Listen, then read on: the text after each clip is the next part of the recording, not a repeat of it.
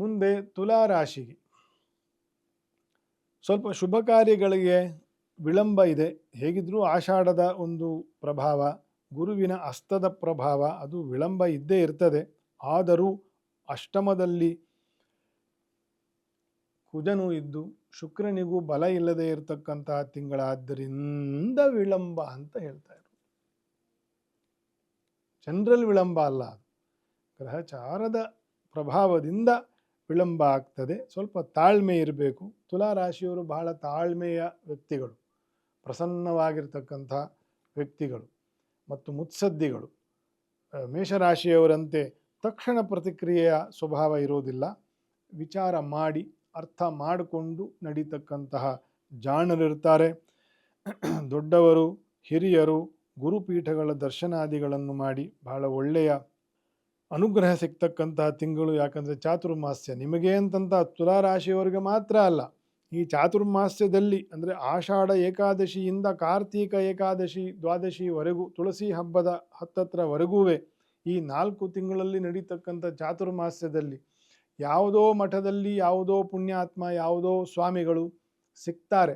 ಅಲ್ಲೇನೋ ಕೂತಿರ್ತಾರೆ. ವ್ರತ ಮಾಡಿಕೊಂಡು ಹೋಗಿ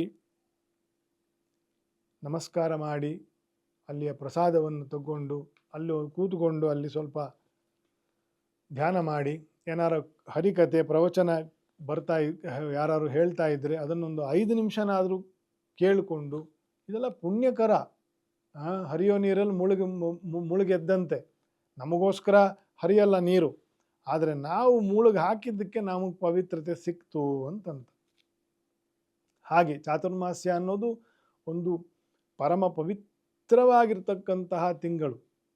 4 ತಿಂಗಳು ಬೇರೆ ಎಲ್ಲ ತಿಂಗಳಿಗಿಂತಲೂ ಶ್ರೇಷ್ಠವಾಗಿರ್ತಕ್ಕಂಥ ತಿಂಗಳು ಚಾತುರ್ಮಾಸ್ಯ. ಯಾಕೆ ಅಂದರೆ ಮನುಷ್ಯ ಜನ್ಮ ಸಾರ್ಥಕ ಮಾಡಿಕೊಳ್ಳೋಕ್ಕೋಸ್ಕರ,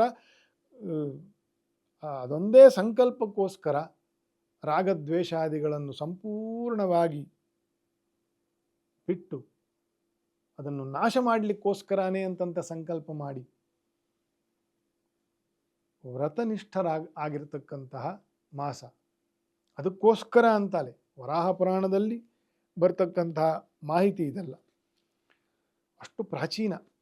ಹಾಗಾಗಿ ನಮಗೆ ರಾಗದ್ವೇಷವನ್ನು ಪೂರ್ತಿ ನಾಶ ಮಾಡಲಿಕ್ಕೆ ಬರಲ್ಲ. ಆದರೆ ಯಾರೋ ಪುಣ್ಯಾತ್ಮರು ಒಂದು ಮಠದಲ್ಲೋ ಒಂದು ದೇವಸ್ಥಾನದಲ್ಲೋ ಆ ಒಂದು ವ್ರತದಲ್ಲಿ ನಿತ್ಯ ಪೂಜೆ ಮಾಡ್ತಾ ಇರ್ತಾರೆ, ಧ್ಯಾನ ಮಾಡ್ತಿರ್ತಾರೆ, ಲೋಕಕ್ಕೆಲ್ಲ ಒಳ್ಳೆಯದಾಗಲಿ ಅಂತಕ್ಕಂಥ ಒಂದು ತಿಂಗಳುಗಳಲ್ಲಿ ಇದ್ದೇವೆ. ಹಾಗಾಗಿ ಚಾತುರ್ಮಾಸ್ಯದಲ್ಲಿ 5 ನಿಮಿಷನಾದರೂ ಅಂತಹ ವಿದ್ಯಾಪೀಠವೋ, ರಾಯರ ಮಠವೋ, ಶೃಂಗೇರಿ ಮಠವೋ, ರಾಮಾನುಜ ಮಠವೋ ಎಲ್ಲಿ ಹತ್ತಿರದಲ್ಲಿ ಇರ್ತಾರೋ ಅಂಥ ಕಡೆ ಹೋಗಿ ಗುರುಗಳ ಅನುಗ್ರಹವನ್ನು, ದರ್ಶನವನ್ನು ಮಾಡಿಕೊಂಡು ಬರ್ತಕ್ಕಂಥದ್ದು ಚಾತುರ್ಮಾಸ್ಯದ ಅಂತರ್ಗತವಾಗಿ ತುಲಾ ರಾಶಿಯವರಿಗೆ ಗುರುಪೀಠಗಳ ದರ್ಶನಾದಿಗಳನ್ನು ಹೇಳ್ತಾ. Subscribe to One India and never miss an update. Download the One India app now.